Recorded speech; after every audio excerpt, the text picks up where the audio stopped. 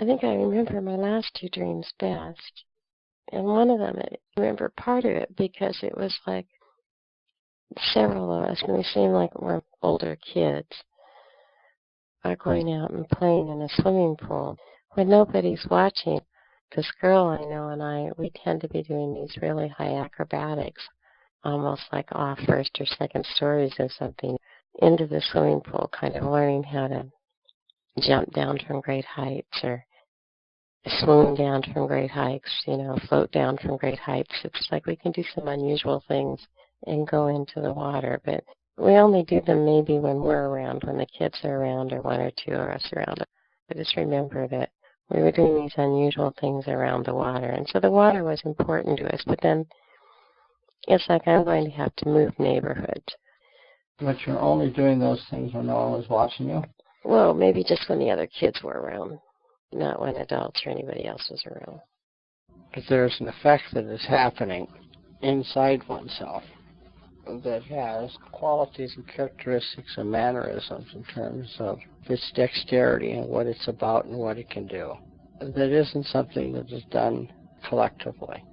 It's a dexterity, it's a quality, it's a trait that you can catch up with inside of yourself, but it doesn't readily show or make itself apparent in the outer.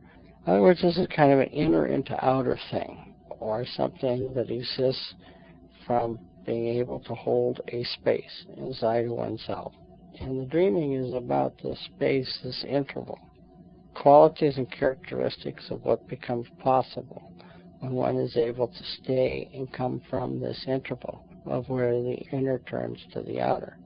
The consequences and result of what can happen there is not readily apparent to others, and they have no cognition or recognition of it because it's coming from somewhere that isn't visible. You hold that space and you act from that, and you take on a consequence that as it occurs in life, it's not necessarily understood, it's not necessarily recognized. It can be somewhat apparent to you in terms of a recognition and realization in an after-the-fact manner, but at the time that it happens, it's only amongst those that are of likely nature, just like that which comes through from within can have a particular tremendous value in terms of its overallness, and that is now getting extended so it can now run its whole motif in an even longer consequence way from within.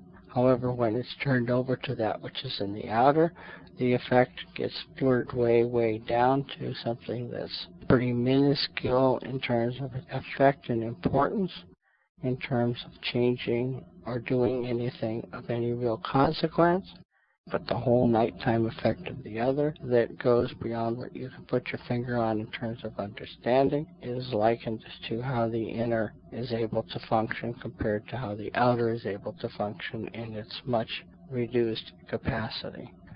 It's like everything is from inner into outer, and it really comes from that depths of the space of the secret of secret spots that is located where the in-breath turns to the out-breath. And then that which you can really look at and visualize and play with and try to make sense out of reflectively has this real minimal effect, and you don't have much to do with that. Very little to do with that.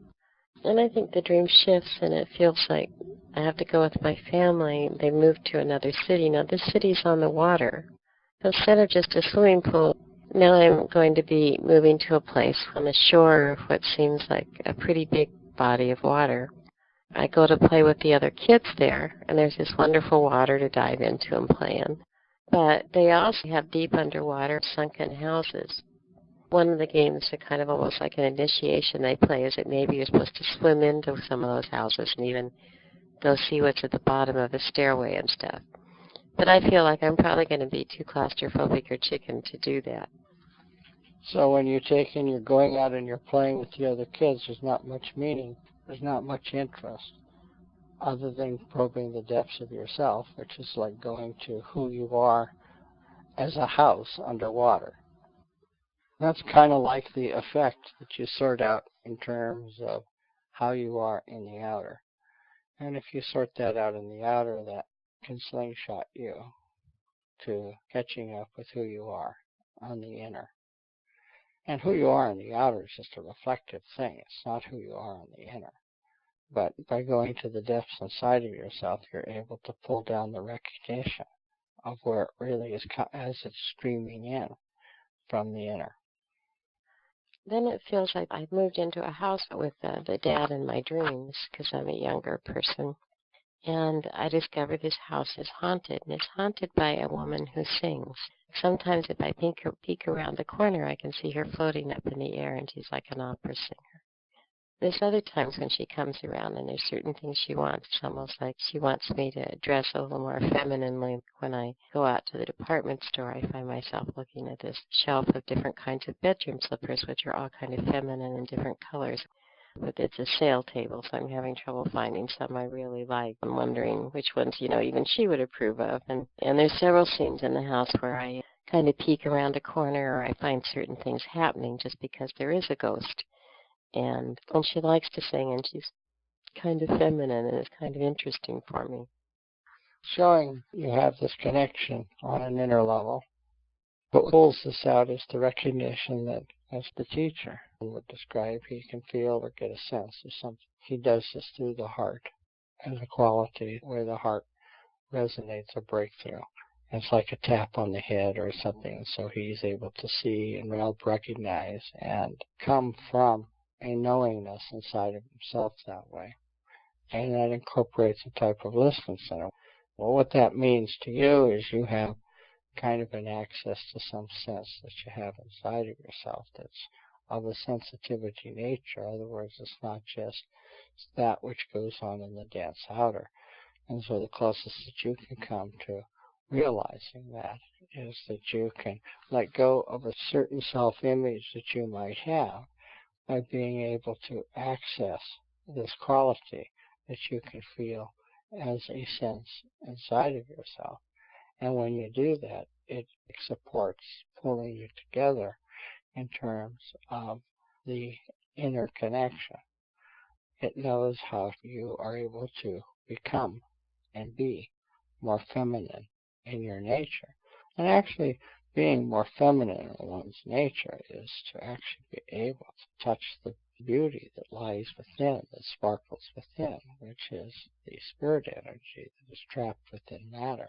And of course, rather than say it that way, you're saying that your subtle senses are such that you're able to recognize a listening center that some could consider as a haunting. But you, I guess, could call it like that because you create the image of that. But it is really something that you know how to reach and that you can access that is helping, giving you information, just like a person could take and find a power animal in the shamanistic tradition. And that, too, can take and have some constructive purpose up to some degree in terms of working with earth energy and the ability to recognize something that is still floating around that is opening up in terms of a spirit energy that is trapped, just like it is trapped in you in terms of within the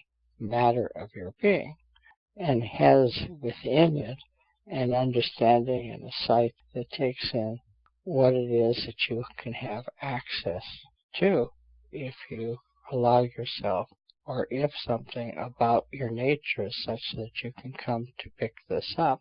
And it's kind of saying that you have that type of insight. You have the sensitivity to have that type of insight. And you're doing it in what seems to be a smooth way. A lot of people, when they have that sort of thing affecting them, they're not sure if they aren't a little crazy as a consequence of it, because it doesn't seem part of ordinary experience. But in your particular case, you're able to recognize that it's okay, and it can be a little haunting or something, but it is helping you to understand something. It is showing you something.